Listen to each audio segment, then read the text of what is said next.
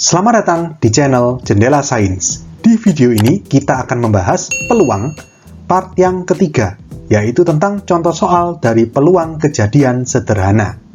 Simak terus video ini sampai akhir. Contoh soal yang pertama, sebuah kartu dicabut dari satu set kartu bridge.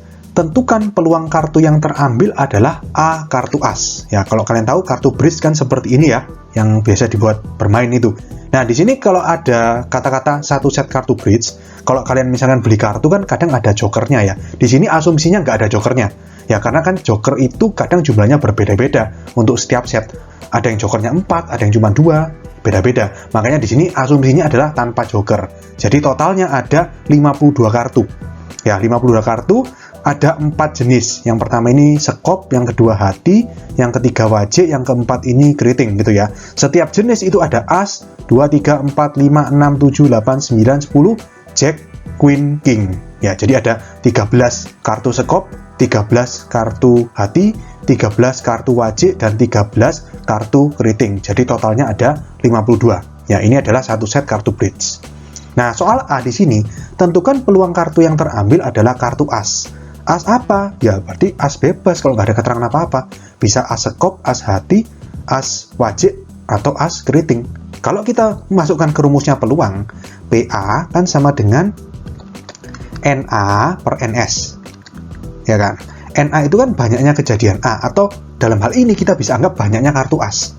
Ya kan? Kartu as ada 4. Berarti peluang kartu as ini 4 per NS, berarti kan jumlah seluruh kartu, totalnya ada 52. Ini kan ruang sampel, anggapannya kan gitu. Berarti 4 per 52. Atau kalau kita sederhanakan, ini menjadi 1 per 13. Ya, jadi kita dapatkan peluang kartu yang terambil adalah kartu as, itu adalah 1/13. Kita ke soal B, kartu berwarna merah. Yang warna merah itu ada 2 jenis, yaitu hati sama wajik.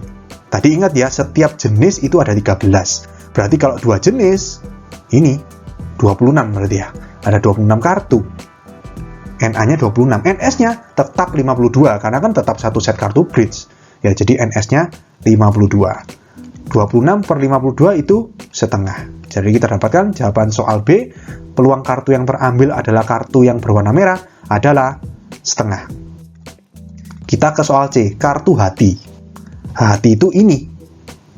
13 berarti ya. Dari as hati, 2 hati, 3 hati, terus sampai king hati.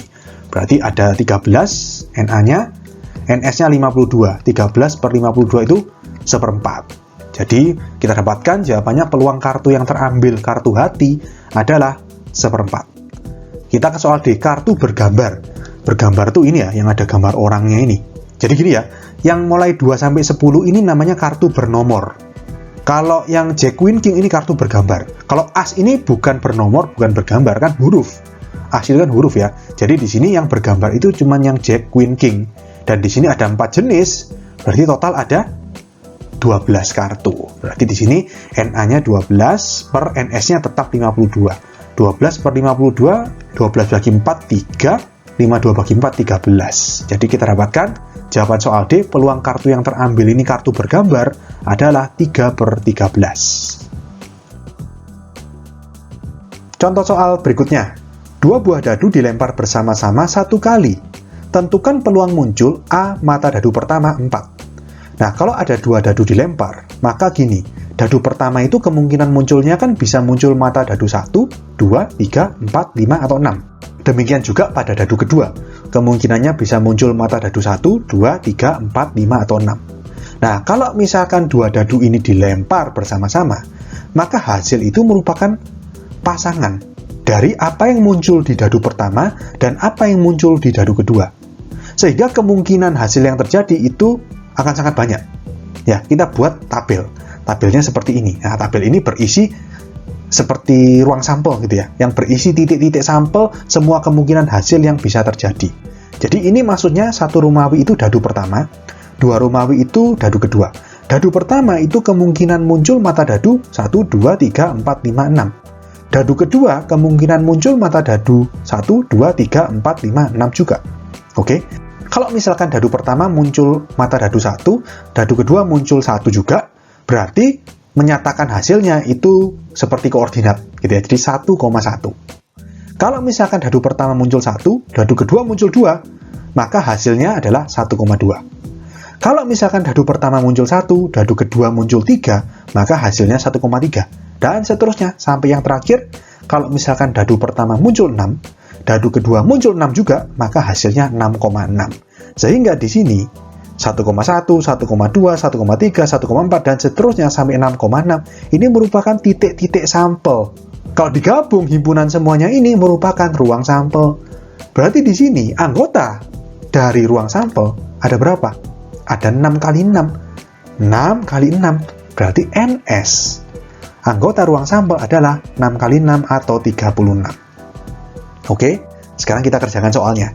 Tentukan peluang munculnya mata dadu pertama 4. Artinya kita tulis gini, P, munculnya mata dadu pertama 4, munculnya mata dadu kedua berapa? Bebas. Gini ya, pokoknya mata dadu pertamanya 4, mata dadu keduanya bebas, mau 1, 2, 3, 4, 5, 6, nggak masalah. Jadi yang mana itu? Ini semua, 1, 2, 3, 4, 5, 6. Berarti NA-nya ada 6. Berarti sama dengan 6 per NS. NS-nya 36.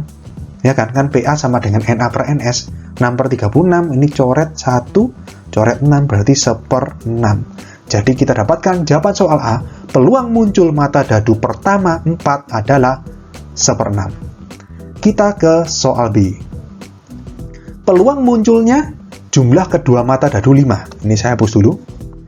Nah, gini. Jumlah kedua mata dadu itu kan berarti mata dadu yang muncul di dadu pertama ditambah mata dadu yang muncul di dadu kedua, itu kalau dijumlah harus sama dengan 5. Berarti kemungkinannya apa aja? Paling gampang ya 1, 4 ya. 1, 4 di sini. Lalu 2, 3. Lalu 3, 2. Lalu 4, 1. Ya. 1, 4 sama 4, 1 itu beda ya. Jadi kalau 1, 4 itu maksudnya dadu pertamanya muncul 1, dadu keduanya muncul 4.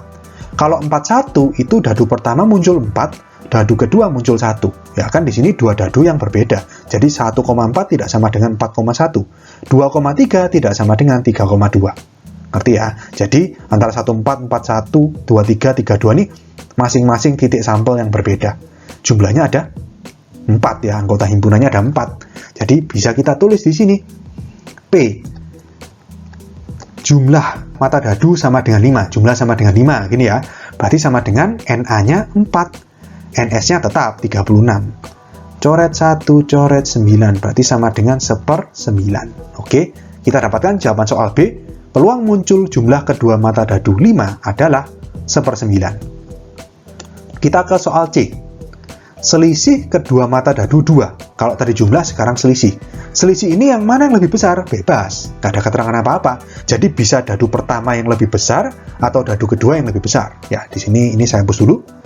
Jadi kemungkinannya apa aja? Paling gampang 1, 3 ya. Ini kan selisihnya 2. Lalu ada juga 31. Kan ingat ya, 1, 3 sama 31 itu dua titik sampel yang berbeda. Lalu ada apa lagi? 24 berarti ya. 24 berarti ada juga 42. Lalu 35, ya kan? 53, terus 46 dan 64.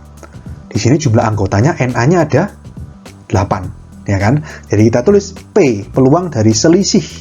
Jadi selisih sama dengan 2 gitu ya. Sama dengan NA-nya ada 8, NS-nya tetap 36. Bagi 4.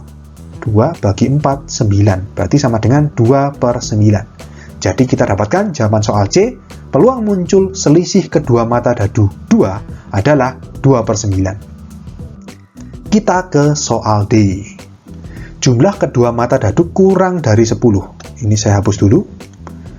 Nah, jumlahnya kurang dari 10 kan bisa 9, 8, 7, 6, sampai berapa? Gini logikanya. Kalau misalkan mata dadu pertama dan kedua dijumlahkan, paling kecil berapa, paling besar berapa sih? Paling kecil berarti kan 1 sama 1 kalau dijumlah 2. Paling besar 6 sama 6 kalau dijumlah 12. Nah, kalau kurang dari 10 berarti bisa 2, bisa 3, bisa 4, bisa 5, bisa 6, bisa 7, bisa 8, bisa 9. Banyak sekali. Sekilas kalau kalian lihat, di kolom pertama ini mulai 11 sampai 16 ini sudah memenuhi semua. Ini juga memenuhi semua. Ini juga masih kurang dari 10 kalau dijumlahkan. Iya kan? Terlalu banyak. Kalau terlalu banyak, kita pakai teknik komplement. Ya. Jadi, peluang jumlah kedua mata dadu itu kurang dari 10, itu sama dengan 1 dikurangi komplemennya atau lawannya. Lawannya kurang dari 10 itu peluang jumlahnya lebih besar atau sama dengan 10. Kalau jumlahnya lebih besar atau sama dengan 10, itu lebih gampang hitungnya karena titik sampelnya lebih sedikit. Ngerti ya? Jadi sebenarnya kalian boleh nggak pakai cara ini. Kalian hitung satu per satu, 1, 2, 3, 4, 5, 6, 7, 8, 9, 10. Boleh, nggak apa-apa. Cuman kan terlalu lama. Jadi di sini inilah gunanya rumus peluang komplement suatu kejadian untuk menyelesaikan soal-soal yang seperti ini, di mana kejadian itu lebih gampang dicari komplemennya daripada kejadian itu sendiri. Kalau setelah ketemu komplemennya tinggal 1 dikurangi peluang komplemennya itu. Ngerti ya? Jadi di sini yang kita cari peluang yang justru jumlahnya lebih besar sama dengan 10. Ingat ya, kalau lawannya lebih kecil 10 itu bukan lebih besar 10, tapi ada sama dengannya. Ngerti ya? Jadi di sini yang lebih besar sama dengan 10 cuman sedikit. Berarti cuman 10, 11 sama 12 ya jumlahnya ya. Yang 10 itu cuman ini 46, 55, 64. Yang jumlahnya 11 ini 56 sama 65. Yang jumlahnya 12 cuman 1, 66 aja. Berarti total cuman 6. Jadi sama dengan 1 min 6 per NS-nya 36. Coret 1, coret 6. 1 min 1/6 berarti 5 per 6. Oke, jadi kita dapatkan jawaban soal D, peluang muncul jumlah kedua mata dadu kurang dari 10 adalah 5 per 6. Oke, sekian untuk video kali ini. Untuk melihat playlist lengkap dari bab ini, bisa kalian klik thumbnail yang ada di sebelah kanan atas ini. Jika ada pertanyaan, saran, maupun kritik, bisa kalian tulis di kolom komentar.